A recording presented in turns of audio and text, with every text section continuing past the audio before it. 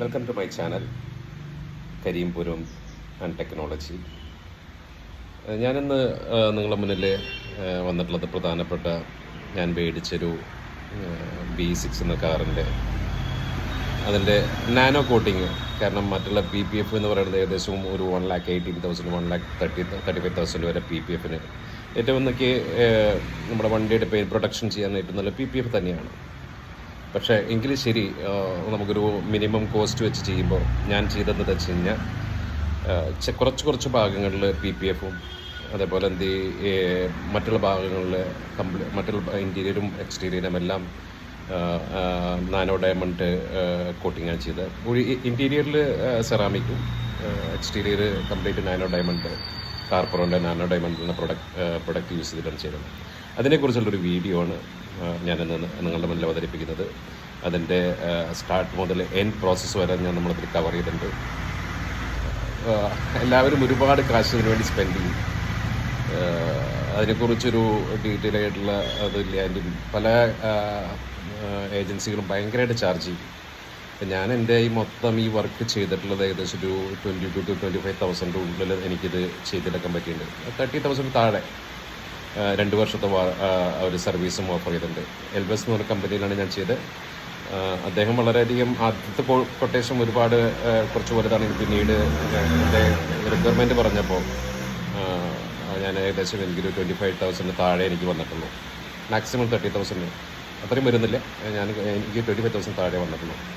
അങ്ങനെയാണ് ഞാനത് ചെയ്തെടുത്തത്. അപ്പോൾ അതിനെക്കുറിച്ചുള്ളൊരു വീഡിയോ ആണ് എൻ്റെ ചാനലിൽ ഞാൻ അന്ന് ചെയ്തത്. ഇതെൻ്റെ തന്നെ കാറ് നമുക്ക് എങ്ങനെ ചിലവ് കുറച്ചുകൊണ്ട് നാനോ ഡയമണ്ട് കോട്ടിങ് ചെയ്യാം അതിനെക്കുറിച്ചുള്ളൊരു വീഡിയോ ആണ്. പിന്നെ എൽവസ് എന്ന് പറഞ്ഞ ഈ കമ്പനിയിൽ നിന്ന് എനിക്ക് നല്ല രീതിയിലുള്ള സപ്പോർട്ടും കാര്യങ്ങളായിരുന്നു.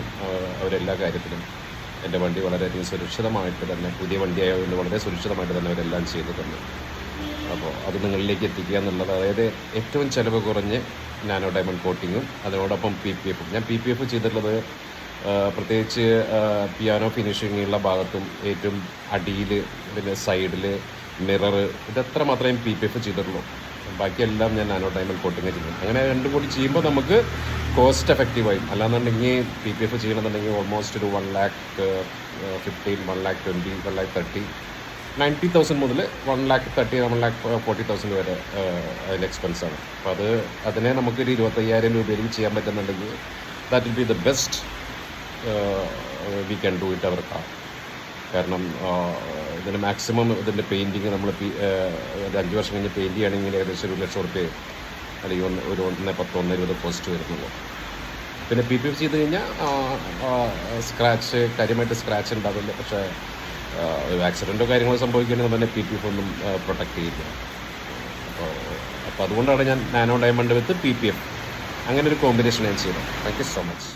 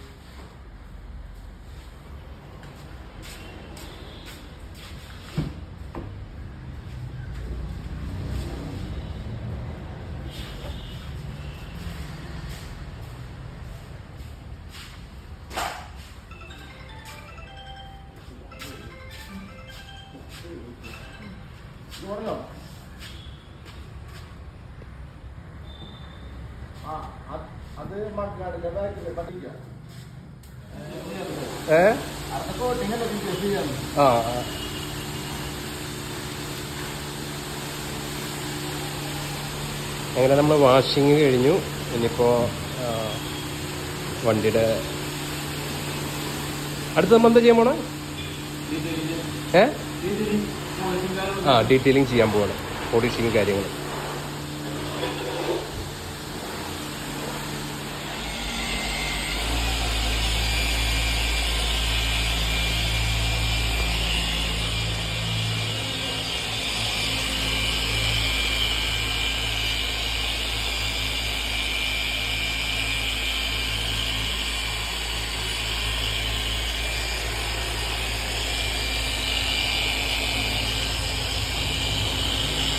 ഈ പ്രോസസ്സ് എന്തിനാ ചെയ്യണേ?